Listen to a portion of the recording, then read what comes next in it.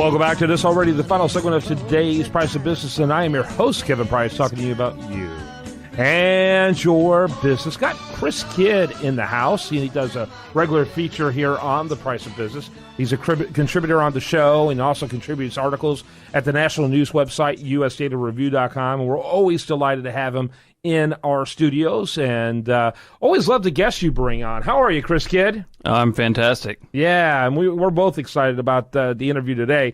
By the way, in addition to learning more about Chris at priceofbusiness.com, you can also go to chriskidd, and that's KIDD.com to get more information. Tell us a little bit about what you do, and then introduce us to your guest today. Well, I'm a financial coach and basically help people with financial issues, whether that means getting out of debt, learning to handle personal finances, or learn to develop wealth by handling their personal finances better and learning about investing and entrepreneurship. So kind of a gambit of the three. But I've got a pretty cool guest on today. I feel like we kind of relate quite a bit, being in coming from two worlds that seem opposite. But my guest today is Coach Joe Moglia. He's the head football coach at Coastal Carolina University, and I'm going to let him tell his story. Should I just begin? Yeah, go right ahead. I was born and raised in the Dyckman Street section of New York City, which is the inner city, and my dad was born in Italy, never finished 8th grade. Mom, born in Ireland, never finished high school, came to this country to marry my dad. I'm the oldest of 5. 7 of us lived in a 2-bedroom, 1-bathroom apartment. 2 of my best friends got killed in high school. One died of a drug overdose. The other was killed by the police robbing a liquor store. I was with those guys every day in my neighborhood. We didn't go to the same high school. I would not have been with a guy doing drugs, but I would have been with the guy robbing a liquor store had I not been playing high school football. And my goal was to play football and baseball in college. But instead, my girlfriend got pregnant. I became a father. My father's advice to me was not go to college. I felt I had to. I wound up going to Fordham. And my freshman year, I am driving a New York City taxi cab, a truck for the post office, and working at my father's fruit store. First year of my life, I didn't have sports. So I had gone to Fordham Prep, and they had given me a job. So as a football coach while I was in college. So my sophomore, junior, and senior year, I majored in economics, thought I wanted to go to Wall Street, coached high school football during the season and worked at my father's fruit store in the off season. But I really, really loved the coaching and decided that if I could get my own head high school program, I'd pursue a career in coaching. If not, I'd go to Wall Street. So at 22, I became the youngest football coach in history of the state of Delaware.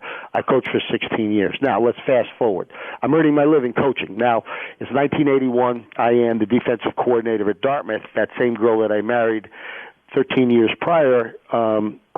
We now have 4 children. She filed for a divorce. So I couldn't afford to support 4 children and a wife on the salary I was making and live independently, so I got permission to move into the storage room above the football office at Dartmouth. For those of you that don't know, Dartmouth's in New Hampshire, so it gets pretty cold there. Yeah. We had no heat. I had no heat, so I could see my breath in the wintertime. So January 84 is when Nebraska's playing Miami for the national championship. Miami upsets Nebraska.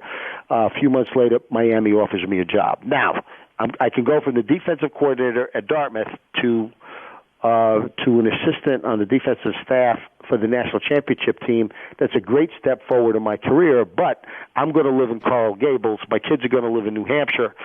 And toughest career decision I've ever made was turning down that job because it said I had to get out of coaching, but I didn't think I could do my job as a coach if I couldn't live up to my responsibilities as a parent. So I got out of coaching. A few months later, I was in the MBA training program at Merrill Lynch. There were 26 of us. There were 25 MBAs and 1 football coach. Almost everybody thought that I wouldn't make it. A few years later, those MBAs are working for me. I couldn't be prouder of the 17 years I spent at Merrill Lynch. In 2001, we had the impact of the dot-com boom explosion, and Ameritrade, which is headquartered in Omaha, Nebraska, is struggling. And bottom line is they offered me the CEO job. So I moved from New York City to Omaha, Nebraska. So by the time we got to 2008, our market cap had been $700 million, and again, we were going out of business. By 2008, our market cap was $10 billion. Our shareholders had a 500% return. We outperformed every financial firm in the world over that time period. bottom line, it was kind of like if we had been a football team, it would have been like Coastal Carolina beating Alabama for the national championship. Yeah, absolutely. So I decided that it's time to pull the trigger on my own succession. I stepped down, and the board asked me if I'd stay on as chairman. I am still chairman of the board of TD Ameritrade, and I'd gotten some incredible offers. Remember, this is the Armageddon in the financial world in 2008, and we had gotten it right. And so I had some incredible offers in the financial world, a possibility of my own TV show. Then I got a call from a group of alumni at Yale telling me at the end of the 2008 season there was a chance that the football job would be open, would I be interested? And I remember looking at the phone and saying, guys, I haven't coached for 20 years. And they said, but we spent a lot of time looking at the skill sets the head coach has. You really have those. In fact, you probably have competitive advantage. There's only one issue. What's that? This has never, ever, ever been done before in the over 100 years history of college football. So a few months later, I found I didn't lose a minute of sleep in any of the other opportunities, but I couldn't get the football thing out of my head. I decided to go back. I spent 2009, 2010 in Nebraska, 2011 in the United Football League, and I've been in Coastal Carolina the last 3 years. So I know I was talking pretty fast, but that's kind of my entire career in 5 minutes. Yeah, very good, very good. Go ahead with your question, Chris. Well, Coach, I wanted to ask you, where's that passion come from? And it's obviously a passion, because if you're walking away from a multi-million-dollar company to go and what you still manage in some aspect, but to walk away from that, that's quite a pay cut.